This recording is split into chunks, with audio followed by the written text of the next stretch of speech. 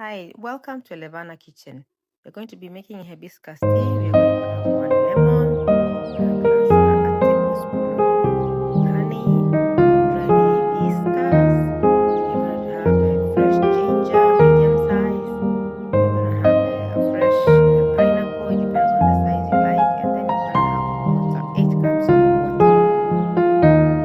Yeah, we're going to take the ginger, slice it in small pieces, or you can take it straight to the mortar. Choose whatever is easy for you, but I like to slice it a little bit in smaller pieces for it to smash it easier. Then I'll take the mortar, put them inside there, and I will be smashing them into a paste, not a paste, but a little bit easier for it to be boiling and get the juice out of the ginger. And then we have the fresh ginger. This is medium size. Then we take the pineapple. You're going to be removing the skin of the pineapple. We peel it, then we're going to be boiling the pineapple peels. We're going to peel round all of it, and then we're going to be boiling the pineapple peels. And then you're going to use some fresh pineapple inside the hibiscus tea.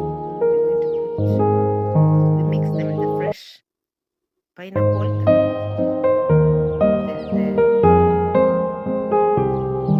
and then we are going to have 8 cups of water, see, in a casserole, and then we are going to put it to boil, 8 cups, and then we are going to let the water boil. After it boils, we are going to be taking the peels of the fresh pineapple, the ones we peeled a few seconds or minutes ago. We put all the peels together in the boiling pot, and then we are going to, after that, we are going to take the fresh ginger, the one we had used the mortar to smash it,